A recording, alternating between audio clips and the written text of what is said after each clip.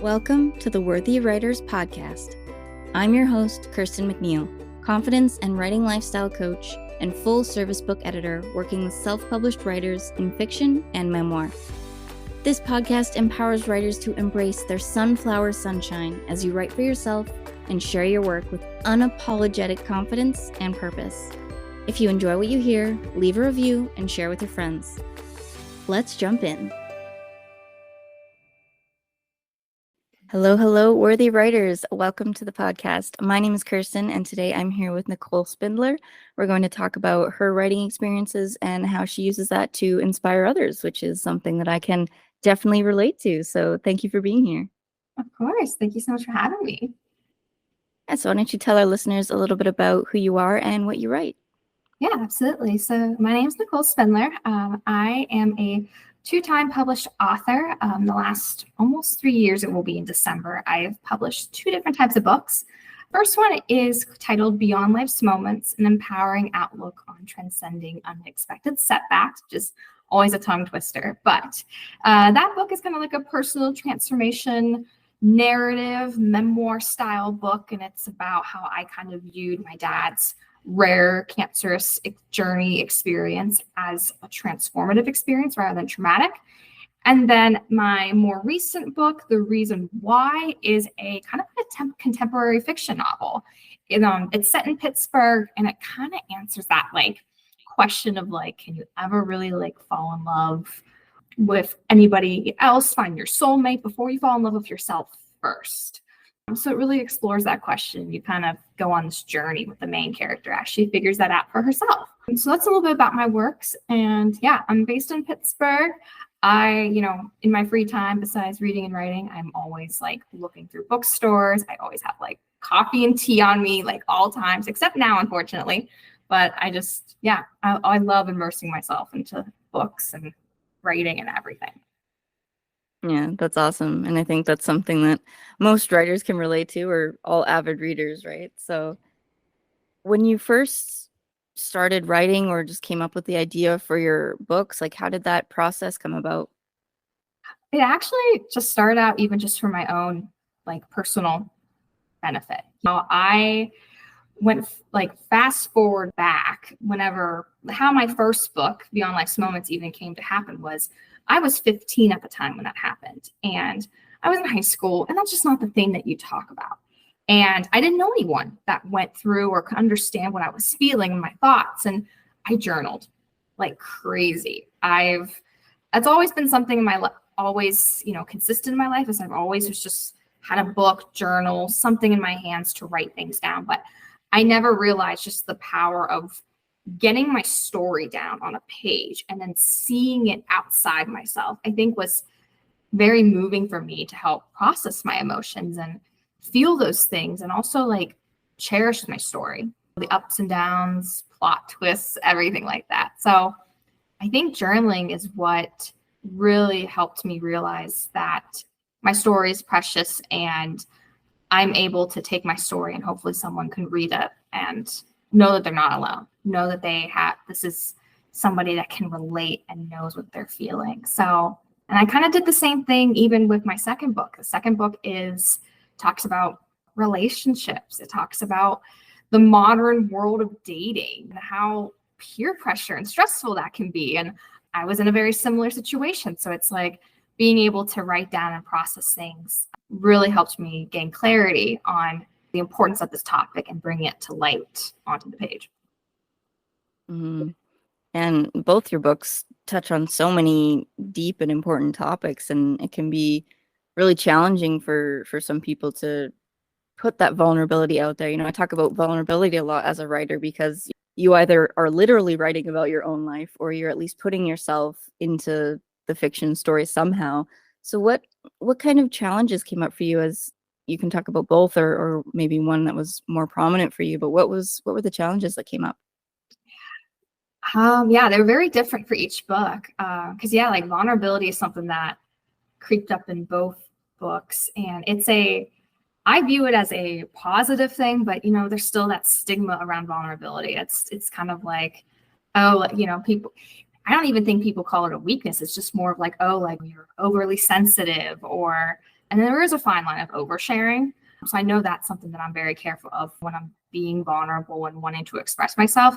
I make sure that it's like, I don't need to spill all the beans or spill all the details, but enough just to have you understand what I'm feeling and just the weight of it. I just want you to at least understand most of it. And like with Beyond Life's Moments, I think the hardest thing about that was I was very vulnerable about my feelings and my thoughts, and it was all actually normal and positive. But with writing my first book, it also was about my family.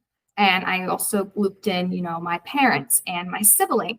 And although we all were kind of in agreement of what happened and how we felt about the experience, there was still some underlying very distinct differences. Like I was the daughter and I was home, and I felt like I did a lot more, and I saw my results more of how what I did, it directly impacted my dad's health and well-being and how he got better.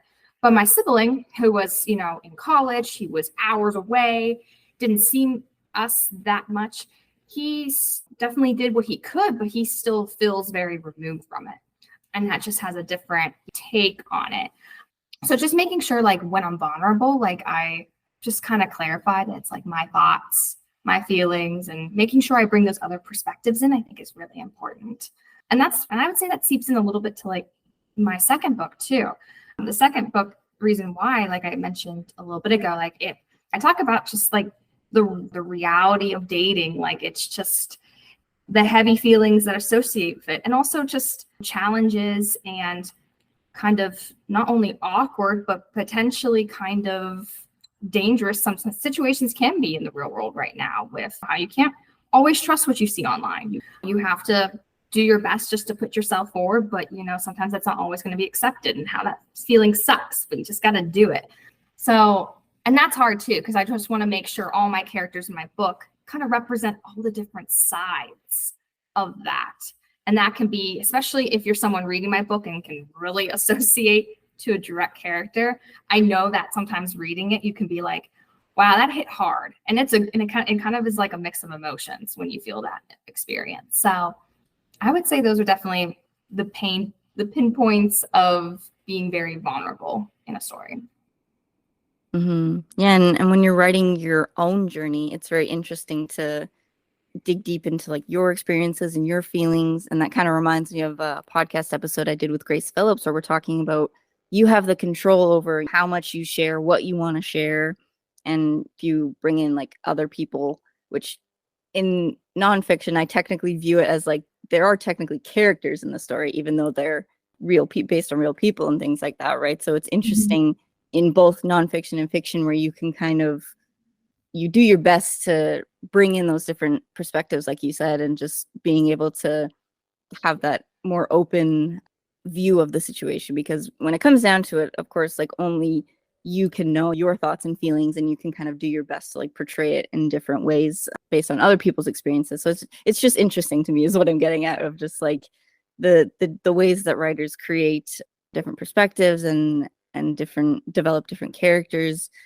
Do you find that when you were from the first book to the second book, were there a lot of like things that you wanted to explore differently, or things that you learned, anything like that?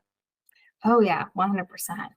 While you were talking right there, the image that came to mind too, like when I was writing my books, I kind of had like all these little like index cards, sticky notes of like all the different things going on in my book. And it felt like just this giant puzzle, right? Like it just felt like I was trying to figure out, how's this going to flow? How do I bring all these elements together? Because it's like a science, behind weaving everything into your story. For Beyond Life's Moments, like the one thing that the big topic that I did with Beyond Life's Moments was, I didn't want to write a self-help book. I think a lot of people, whenever, and this was something I didn't realize until as I was writing a book, like a memoir, personal narrative, but like a lot of people just assume it's a self-help book. It's like, sure, it has a lot of elements. There's definitely some themes, but in my book, like the language that I use, I'm not giving you like action items. I'm not giving you like journal prompts. I'm telling you a story and the lessons that I learned, as well as other interviews that I've had in my story. I weave those in as well to illustrate the lesson. So you walk away knowing, okay, yeah, here's some things to keep in mind, but I don't force anything upon you. I don't tell you, you have to do this time. So that was something very, I think, different about my book, because that's a lot of questions that I get. And it's a very good one. And I think it educates people that, yeah, like just because you write about your story and share lessons doesn't need to be characterized as a self-help book. And then, yeah, like as the reason why too, like my book is so modern to the point that like I do bring in the background of the pandemic. And that's also new. And although it's not like it's not like a main character in my book, it's because it's still weaved in my book. I've had some people be like, wow, like, I'm not sure if I'm ready to read a book about the pandemic. So I think that's something even fascinating too, that there's a lot of people that are kind of shocked and amazed of like, yeah, like nobody's written about kind of part of the setting being in the pandemic, or no one's really tackled the whole like debacle of the struggles behind the scene of dating behind a screen. And I've noticed that especially with like an older generation that reads my second book, they kind of appreciate it because it's like, now I understand what my kids are going through, or I understand like they're kind of even preparing themselves reading my book, because it's like, yeah, like I have to talk to my teenage daughter about this, or like, so it's insightful, but still, yeah, like different, sparks a lot of debate for people and gets them talking, which is good.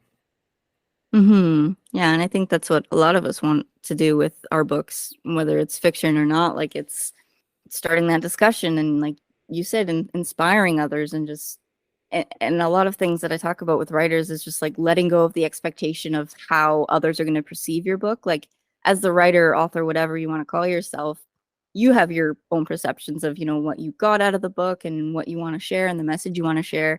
But then there could be other people that take it in a whole different direction and think of things that you didn't think of because of their experiences and stuff. So it's really interesting that you've connected to different audiences where this is meant for like the teens or the mid-20s who are dating, and then these are for the parents as well. So it's really interesting that you're able to bring that connection in, even if it wasn't your intention. Right. And that's been a very like pleasant surprise too, because although both my books are kind of set in that like 16 upwards to like 30, that seems to be where most of the characters are, kind of the age in my books, I am amazed of how so many people across all generations have picked up my book and have benefited. And that's the dream. I don't want to just narrow myself down to just those in college or high school and everything like that. I love that my books have been able to bring such a wide range of an audience. And that was definitely my intention for the first book, but it's been a very pleasant surprise too for my second novel. And I think one thing too, with it being backdrop of the pandemic and stuff, that's kind of a very relatable thing that a lot of people can connect with, because it's more in the present as opposed to, historical fiction where you can kind of distance yourself from things like that, right? So it's interesting that you have that opportunity to like, this is a huge thing that happened to the world and it affected a lot of things. It's not, the whole book, but it's that having that aspect of it kind of leads to a whole new string of like dating online, basically. Right, exactly. Yeah. So what kind of advice would you give to writers who want to dive deeper into like that personal writing and that vulnerability? I would say for me, and I always share this, and this was something I didn't come to this conclusion until like I saw like my first book in print, final, everything. But if you're just itching to get started and want to share your story but don't know how, like the best piece of advice I can give is that at the end of the day, sometimes the person that really does need to hear your story the most and read it is yourself. Like just that satisfaction of knowing that you had the courage just to write it all down, just get it out. And it's not just gibberish, it's concrete thoughts, it flows, everything, just to know that you got it all down. You were able just to, it's a therapy session. You're just able just to let it out onto the page, I think is something worth celebrating. And once you know that you benefited from that, you can cherish your story the way it looks on the page. That's when you kind of know there's going to be way more people than just yourself that are going to enjoy it. So That's, I would say, the first big step, big piece of advice that I can give to anyone. Mm-hmm. Yeah, and I like what you said earlier about seeing it outside yourself, because I feel like a lot of writers who haven't written a lot yet, or they just have this idea that just keeps coming back to them, like once you get it out, there's such a freedom in it where you could just like, now it's the next step. It's on the page. It doesn't have to be anything particular. It's messy, it's crazy, it's just there, right? It just has to exist, which is a good first draft. It just has to be there. And like you said, telling yourself the story and letting yourself experience it in a different way, as opposed to just like reliving it in your head over and over again. So I think that's really powerful, right? Right. And I also too, whenever you get it down too, you're absolutely right. Like, it does not need to be perfect. Like, you don't even have to like type it in a Word doc. Like, that's why journaling, like I even keep like, I know a lot of authors do this too, where like they just keep like a little notepad like in their purse or in their backpack, and just whenever, or the notes app like on your phone, like just the minute you have a thought, just need to get something down, just find whatever works for you and just get it down. It does not need to be perfect. And that getting your story down too, yeah, it's not only a very vulnerable thing, but it also just shows how much resiliency you have too. Just courage to do it, because you're not going to be able to share your story verbally or in physical print. You can't do it unless you have the courage to kind of share it and just get it out. Mm-hmm. Yeah, I think courage is a really great word, because it does take a lot of decision making of like, okay, I'm going to start this, I'm going to do this, I don't care how it turns out, I don't care what people think of me. Just having that mindset of like, this is a pretty big thing that I'm doing, right? Like, you were able to go on a very personal route with it, and I think that's really powerful that you're able to share that story, and your intention behind it was to inspire others and maybe work through it yourself and be able to talk about that point in your life where it helps you through it and everything. Absolutely. It's a very awesome, humbling. It's like the two together. That's like the best way to describe it. Mm-hmm. When you were working on that first book, did you find that you kind of brought in a lot of insights, like reflection back to it, or was it kind of just like telling the story itself, or what was that like? It's actually a good mix of both, I would say. I definitely kind of start out, like how I kind of mapped it out was the first couple chapters, I kind of give you like not the most abbreviated version, but at least kind of like at least the general story. And then what I do is like, once I kind of cover that and kind of my purpose and mission of the rest of the book, I take each lesson and then I get more specific into like a specific moment, situation, or even conversation I had.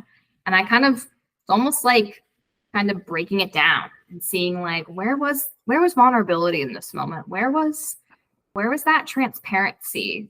How did this conversation end up being healing?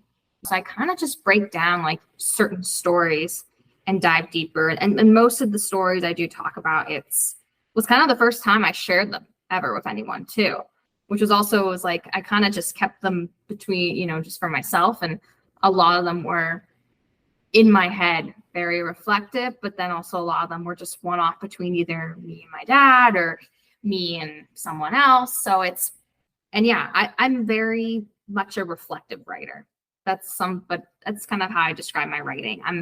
My writing hopefully like will prompt you to like start kind of processing things through your mind, answering those kind of journal-like questions in your mind. So I definitely have a very reflective tone in my first book, and it does carry in the second book too, I would agree. But yeah, especially for my first book, I wanted to make sure, because my story spans across 10 years. So I couldn't put everything in this book, but I tried to do my best just to not bore you, but give you enough context that will carry with the readers and the lessons that they learn.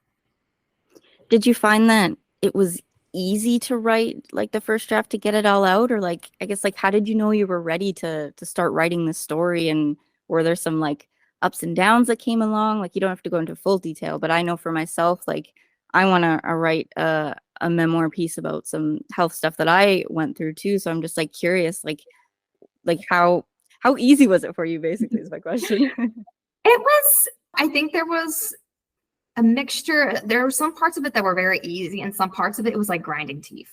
Like you just like nails on a chalkboard. And I've always, so ever since I was 15 with my dad's diagnosis when that happened, and probably like 6 months into that journey, I kind of had a feeling. I was like, this could be something. I want to write it down. So I wrote it all down. Even though it was just in journals, I wrote it all down, specific moments would happen. And I eventually, it took me until about 3 years later, but I kind of made kind of a, what you would call like a really rough manuscript. I kind of just did it. And I shared it with a few of I was still in high school as a senior at the time. And I shared it with like teachers and stuff like that. And they were all like, this could be something big. And so then I kind of was like overexcited. I was like, oh yeah, I want to publish a book. But I remember like my parents like telling me that like, you can still do this, but like, you're going to go off to college. This is our family story. Like they kind of reminded me that it's like, don't rush into it. And that was probably like the grinding teeth part. Like I was just kind of like, oh, like I just want to tell my story. Like, why do I have to wait? Or like, but then it's true. Like because it's not just my story, there's other people in this. It's my family. Like I wanted to make sure I found the right publisher. I wanted to make sure I included everything. And I'm glad I waited, because throughout even college, I even continued to reflect back on my experiences. And I was able to add a little bit more of just older, wish I could tell my younger self kind of thoughts going through this. And I even saw like how things back when I was 15, 16 directly impacted some of my decisions when I was in college. So I wanted to make sure I really kind of did a full circle kind of almost transformation. And I'm glad I also was able to interview so many people for this book too, because in my first draft manuscript, it was just my family and that's it. I ended up including 30 other individuals who underwent other traumatic events and viewed them positively. And I did that throughout college. So I thought that was, I think probably the growing pain, I think, of that book was patience. You'll know when you're ready to tell your story. So like, just definitely don't rush into it. But I guess, yeah, like I just always had that drive to tell it. But I just knew later on, I realized I needed to wait for the right opportunity. Yeah, patience is definitely a key thing when it comes to writing a book, because there's just so much that goes into it. And you, like you said, you want to make sure that it reflects, your best intentions, and, it's not just your story. So that's really awesome. You were able to connect with so many people and get those different perspectives.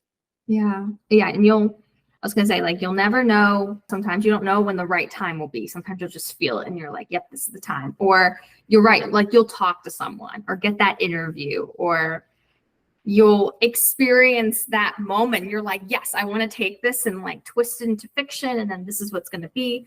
So yeah, you just never know. And yeah, patience is not always, in the mind of an author on deadlines and everything. But yeah, you also, just because for those that don't know or can relate, like there's also more to a book than simply, your story. There's layout, there's cover design, your title. I mean, so much. It's like, oh my goodness, like I would not have known that like 15 years ago or when I was 15. So it's good to know that like now looking back, it's like, I'm glad I was cherishing my story and holding on to it a little bit longer. Mm-hmm. So when you got into your second book, was there kind of that same level of like urgency and excitement? Like, oh, I got to share this story. Or was it kind of like, did you already kind of have that patience in place? I definitely think I had the patience in place, which was good. Like, I think I had that in the beginning, but I will say like the second book was actually really fun to write, because my first book, I just, between a lot of editing, adding stuff, I mean, it was a span of like 9 years of writing and getting everything down on page. Whereas the reason why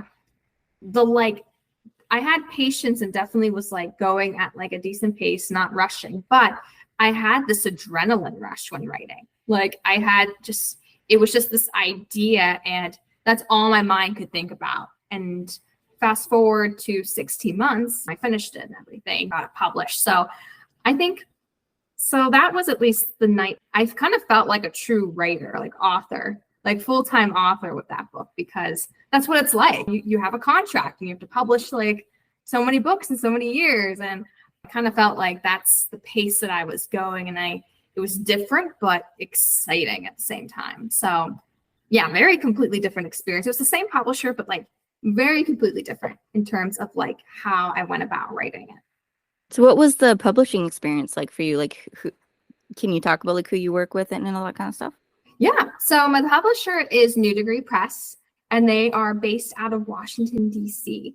And kind of how my publisher kind of went about it was, where I got kind of connected was kind of through like a college course style actually experience. So when I graduated from college at John Carroll University, I had a mutual connection with a professor who knew somebody at Georgetown who was starting this book writing class, right? And it was kind of styled like a college course. And the goal was in 6 months to write a manuscript. And I was like, oh, great. Like, I already have a draft manuscript. Like, how bad can this be? And I basically like obviously spent the whole 6 months properly learning how to write a book, like actually learning how to take interviews and make them flow, working with an editor to kind of revamp my whole manuscript properly into a manuscript.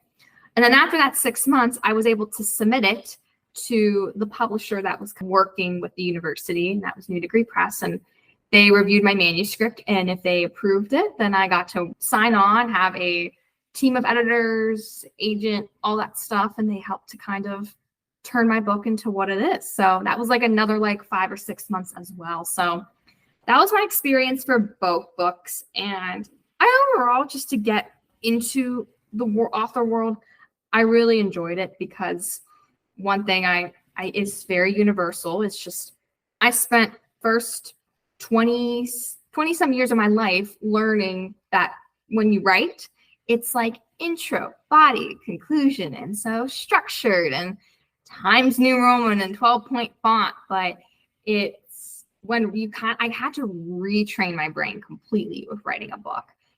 And I was thankful that, yes, like journaling helped with that a lot. And it got me already into that space, but still like stylistically and thinking about characters and thinking about plot and how you connect moments from the beginning to the end, all that stuff. It's just, I basically had to refresh my memory on what figurative language was, what that was like and everything. So yeah, I think that was probably the biggest learning curve, which is retraining my brain a lot. But overall, it was a very great experience just to at least get my stories out there and hopefully turn my dream of becoming a full-time author into reality.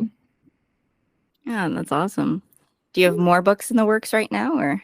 As an author, like, yeah, like you always just have those ideas. They're always there, but I'm still sitting with it because I think my hardest decision right now is I have a really good idea and themes, but now that I've written like a nonfiction and a fiction, my big decision is like, okay, which one do I want to do? Do I want to continue writing fiction or do I want to go nonfiction now? Because I enjoy really both of them. And there's enough distinct differences with obviously them that I wouldn't get bored with either one of them, or I would thoroughly enjoy it. It's just this particular theme, I'm wondering what's going to hit home more in the audience. And I definitely think with, again, it's a trend, but definitely seems like right now, like fiction is all that's on Book Talk and everything and Bookstagram. So, but at the end, it's kind of what's best for my theme and best for the story. So I got to sit with that a little bit, but I do have ideas in the work for at least a third book. Yeah, so as we start to wrap things up here, are there any last things you want to say about your writing experiences or your books? My biggest takeaways, yeah, with both my books is I wanted, whether you write fiction or nonfiction, poetry even, I really want to make sure like my message for my stories really hits home, even just on the cover too. Like I just want to really make sure it shines not just throughout the pages, on the cover and everything. And for both my books and hope and future down the road works, my main theme is all about like bringing to light life's challenging chapters.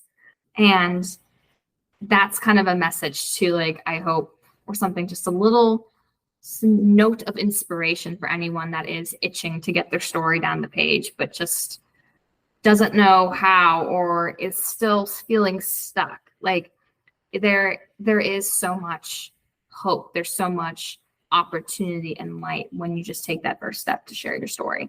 And sharing your story can be as simple as journaling, or I did not do this, but I know another author that did this, and I really like this idea, is if you're a talker, like, just have like the voice recorder on your phone and just tell your story and just get it down somehow.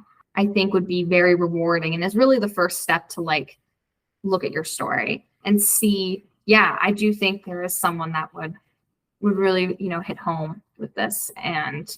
Or I definitely think this could be a good passion project for me to work on. So I would just overall just say that, like, we all have that capability to do it.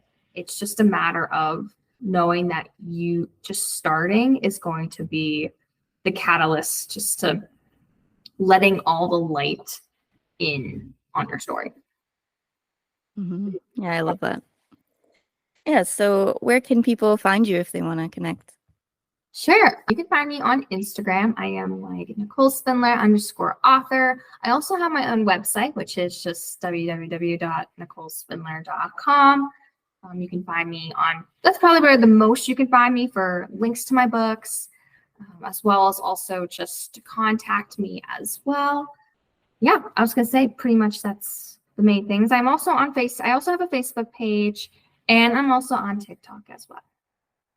Awesome. All right. Well, I hope a lot of people find you and are able to read your books, and just thank you so much for sharing everything, and thank you for being here. Of course. Thank you so much, everyone. That concludes today's episode. Thanks for listening.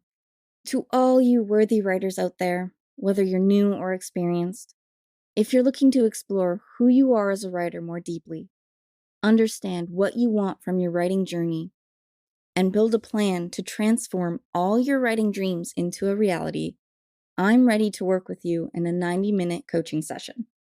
If you want a free teaser showing you what it's like to work with me first, download the digital journal Create with Purpose, 7 writing prompts, and a 30-minute video call. Create your desired writing life and share your sunflower sunshine with the creative community by partnering with me, Kirsten, as your confidence and writing lifestyle coach. Check the show notes for the link to the freebie. See you soon. Thank you for listening to the Worthy Writers Podcast. Did you enjoy this episode?